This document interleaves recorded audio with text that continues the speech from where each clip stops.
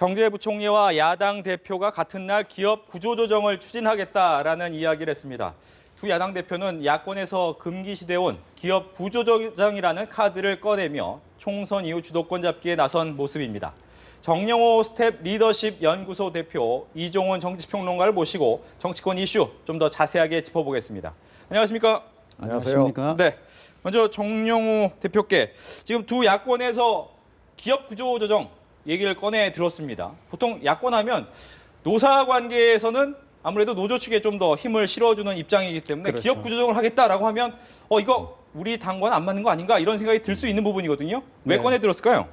네, 아주 이례적인 현상이 아닌가 싶습니다. 네. 물론 이 야권하게 되면 이제 우선 구조조정하게 되면 노동자의 대량 해고 사태가 발생하기 때문에 커다란 사회 문제화해서 이슈화해가지고 오히려 정부를 공격하는 게 야당의 생리인데 이 김종인 대표께서 구조조정 문제를 들고 나오는 것은 지금 현재 총선 결과 민의 반영에 있어서 앞으로 향후 거대 야당으로서의 이슈 선점을 먼저 함으로 인해서 네. 민생을 우선하는 정당으로서의 변모를 추구하겠다 이런 의미가 있고 두 번째는 본인의 현재 당내 정치 위상 앞으로 현재 지금 합의 추대가 불가한 상황에서 지금 김종인이 아니면은 이 더민주의 정책 정당화가 사실상 어려울 것이다라는 것을 국민들에게 보여줌으로 인해서 자신의 당내 입지 강화를 위한 향후 당권 도전과 관련된 이런 이 배경하에서 이런 문제가 나온 것이 아닌가 이렇게 생각이 됩니다.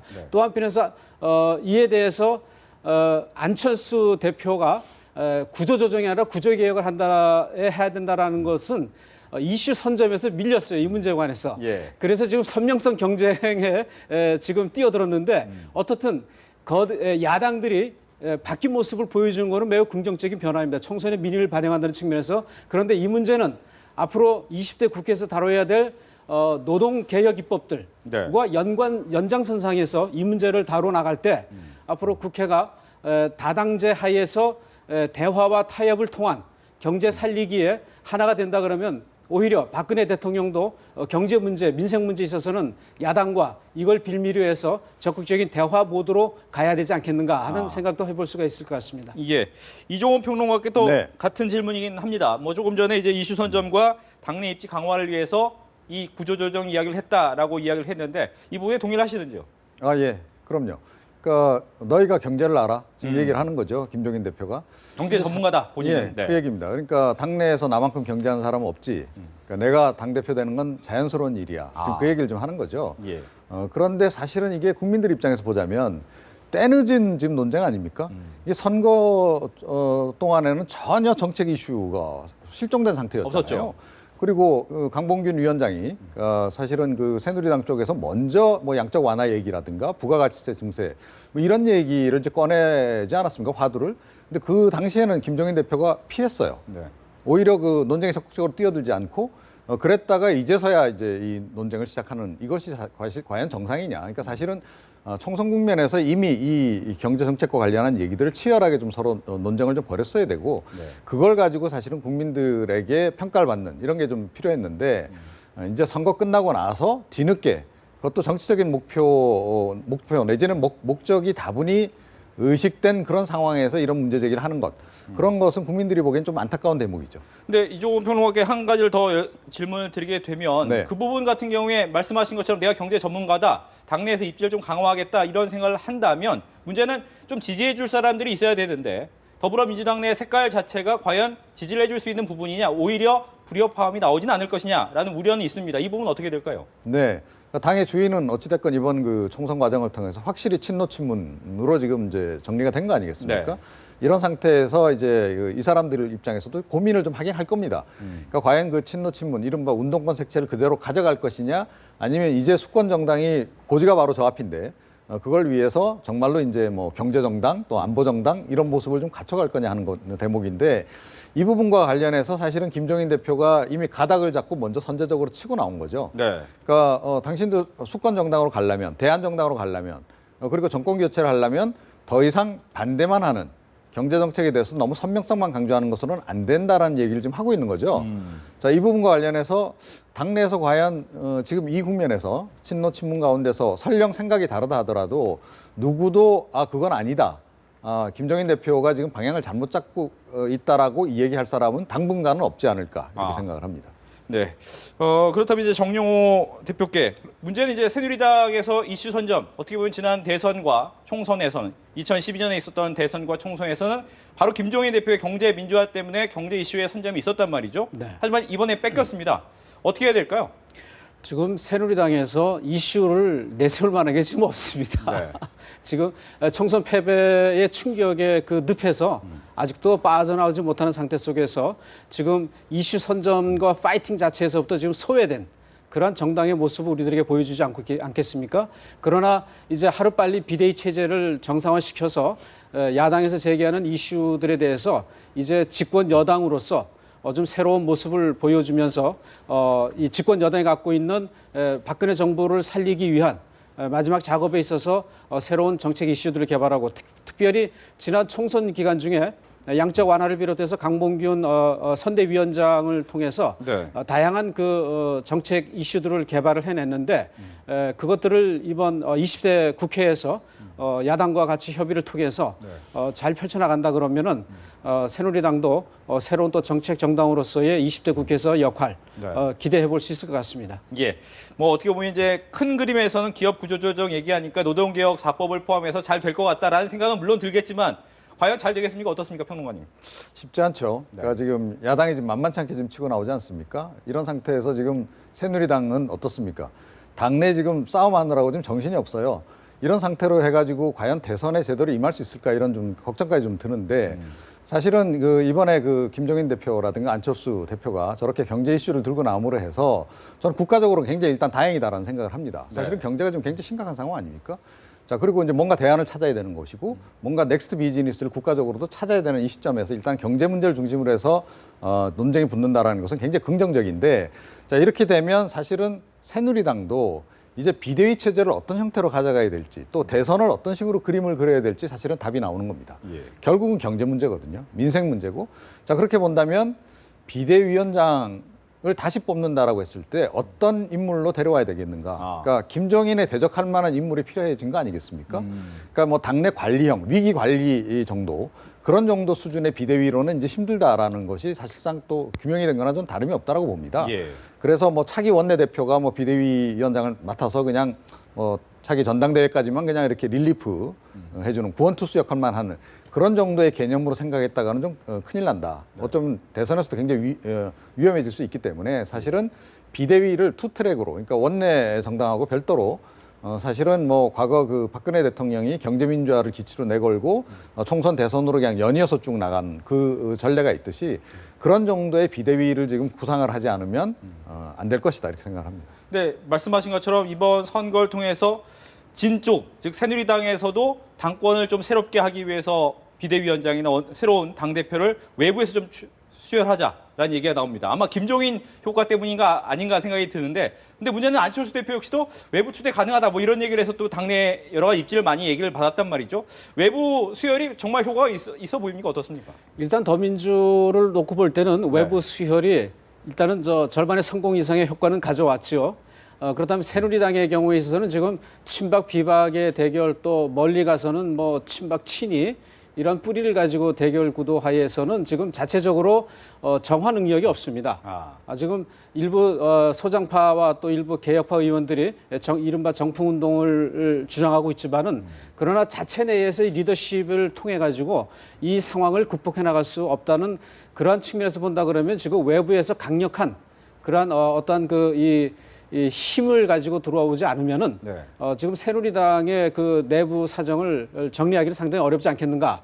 그리고 안철수 대표께서도 즉 국민의당의 경우에서 외부 영입 문제 우선 이 문제는 천정배 의원이 한번 제기를 했었죠. 그런데 이것은 제가 볼 때는 국민의당의 경우에 있어서는 지금 안철수, 천정배, 박지원의 이 삼각관계가 굉장히 미묘합니다. 예, 지금 사실은 안철수 의원이 박지원 대표에게 원내대표를 맡아달라고 요구한 것은 당 대표는 천정배로 가야 되지 않겠는가. 그래서 역할 분담론 차원에서 제기를 했지만은 박지원 의원은 이희호 여사께서 나에게 대통령 출마해보라고 2번이나 건의했다라는 말을 끌고 들어오면서 대권에도 내가 관심이 있다. 이것은 지금 안철수 대표를 그 본인이 당권을 갖기 위해서 압박하는 전술이죠. 이 국면에서 지금 안철수 대표는 그렇다면은 이 두 사람의 당권 경쟁에 지금 당이 갈등에 휘말릴 수 있다 그러면 차라리 외부에서 대리 대표를 데리고 와서 잠시 안정체제로 가는 것도 좋지 않겠는가 하는 이런 의도에서 그것도 검토해 볼 시다라고 말한 것이 아닌가. 아무튼 지금 상황에서 지금 당권 경쟁에 있어서 네. 국민의당에서는 지금 호남 세력 간의 갈등이 앞으로 좀 심각해질 것 같고 그다음에 새누리당에서는 지금 외부에서 어제까지 나온 이야기가 임명진 전 그 윤리위원장 네. 그리고 전 국무총리 김황식 총리 이야기가 나오고 있습니다. 두 분 다 훌륭하신 분입니다. 그러나 어떤 관점에서 누구를 데리고 오느냐. 그러니까 이 관점을 정립하는 것, 개념을 정립하는 게 중요합니다. 네. 지금 이 상황에서 완전 대수술을 통한 개혁의 정당의 모습으로 가느냐에 따라서 선택이 달라질 수가 있고 미봉책을 통해서 안정을 추구할 때 선택이 달라질 수 있다고 봅니다. 예. 뭐 지금 화면에 뭐 여기도 뜨고 있습니다. 외부 비대위원장 영입론이 나온다라고 하면서 김황식 전 총리 또 강창희 전 국회의장, 한덕수 전 국무총리, 김능환 전 대법관, 김수환 전 국회의장과 말씀하신 임명진 목사까지 상당히 많은 외부 인사, 또 어떻게 보면 그동안 새누리당과 또 관련이 있었던 외부 인사들의 얘기가 나오는데 이번엔 누가 가장 또 유력해 보이십니까? 어떻습니까? 저 가운데 아무도 아닐 수도 있겠죠. 네. 그러니까 이제 김종인 대표의 버금갈 만한 인물이다라고 전제하고 그리고 어찌됐건 민생 경제가 중요하다라고 생각하면 경제 전문가여야 됩니다. 그러면 상당한 중량급의 경제 전문가가 와서 사실은 이 비대위를 이끌지 않으면 네. 김종인과의 대결에서 이기기가 쉽지 않을 것이다. 저는 그렇게 기본적으로 생각하고요. 예. 그런 국면에서 사실은 이제 선택을 좀 잘해야 된다라고 봅니다. 저는 여기 있는 인물 이외에 의외의 인물이 될 수도 있다라고 저는 생각을 하고요.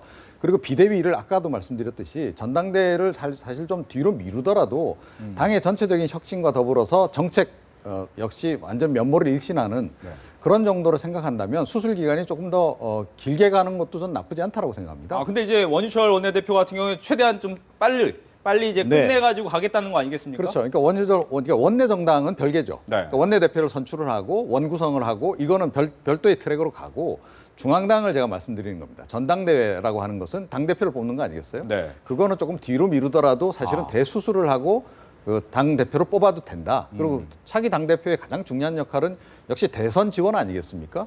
그러니까 대선 후보들을 키워내고 그 사람들을 뒤에서 뒷받침하는 역할을 해야 되는. 그러면서도 정책을 이끌어가는 그런 것이라고 본다면 저는 뭐 차기 비대위원장이 사실은 그 다음에 그 당 대표로 그대로 연결이 될 수도 있겠죠. 예. 자, 그런 지점까지 생각을 해야 된다라고 보고요. 자, 안철수 대표, 그러니까 국민의당은 사실은 지금 굉장한 기회라고 저는 생각을 합니다. 왜 기회냐면 정말로 새 정치를 할 수 있는 좋은 기회라는 거죠. 그러니까 새 정치, 그 중에서 우리 그동안 정당개혁 차원에서 계속 나왔던 얘기가 뭐냐면 중앙당과 원내 정당의 분리입니다. 중앙당은 미국 정당들의 전국위원회처럼 당원 그리고 유권자들을 중심으로 한 선거 캠페인을 주로 하는 그런 그 조직으로 가져가고 그리고 당은 기본적으로 원내 정당을 중심으로 꾸려간다. 이렇게 좀 보는 것이 좋다. 이번에 그것을 분리를 할 수 있는 좋은 기회다. 그래서 중앙당은 그러니까 당 대표 자체를 정치인 출신이 아니어도 관계없습니다. 그 정치인이라 하더라도 꼭 국회의원일 필요 없는 것이고요. 저는 오히려 지금 그 국민의당의 대권 주자급들이 굉장히 많지 않습니까? 예. 뭐 박지원 의원 같은 경우에도 뭐 대권에 관심이 있는 것으로 얘기를 하고 있고, 뭐 정동영 의원 말할 것도 없고 다 지금 그런 상황이에요. 천정배 의원 포함해서. 이분들은 지금부터 차라리 대선 릴레이를 시작을 하시라. 안철수 대표까지 포함해서. 그리고 이 중앙당 자체는 조금 전에 말씀드린, 그러니까 지금 두 정당, 거대 정당 자체가 지금 조금 전에 말씀드린 대로 경제정책 전문가 중심으로 간다라고 한다면 이 또한 마찬가지. 국민의당도 역시 민생경제 전문가를 영입을 해야 되겠죠. 그래서 그런 대표 체제 하에서 사실은 이 원내 정당하고 별개로 정책을 개발하고 다음 대선을 준비해가는 그런 식으로 가는 것이 훨씬 더 좋지 않을까. 물론 그렇게 될 가능성은 좀 희박해 보이긴 합니다만. 알겠습니다. 네, 이제 더불어민주당 얘기를 조금 더 해보겠습니다. 뭐 지금 새누리당과 안철수 의원의 국민의당 얘기를 했기 때문에 더불어민주당 얘기를 좀 해보면 김종인 대표가 좀 어떻게 보면 고단수다. 상당히 수가 높다라고 보이는 것이 지난번 비례대표 2번 때도 어떻게 보면 자신의 의지를 관철을 했는데 이번에 당대표 추대론이 나오니까 이 부분 약간은 합의가 된 부분이 있어라는 식의 뉘앙스의 발언을 했단 말이죠. 이 부분은 어떻게 들으셨습니까? 지금 이제 문제의 초점은 문재인 대표가 삼고초려해서 네. 김종인 당시 박사를 모셔올 때 선대위원장으로 모셔올 때 두 사람 간에 어떠한 그 거래가 있었겠느냐. 물론 거래라는 것이 뭐 좋은 일을 위해서는 반드시 뭐 나쁘다고 우리가 평가할 필요는 없습니다. 리더십에서 이제 거래적 리더십, 주고받는 리더십의 이론도 있는데 양자 간의 밀약이 있었느냐, 네. 아니면 정말 순수한 의도에서 왔느냐.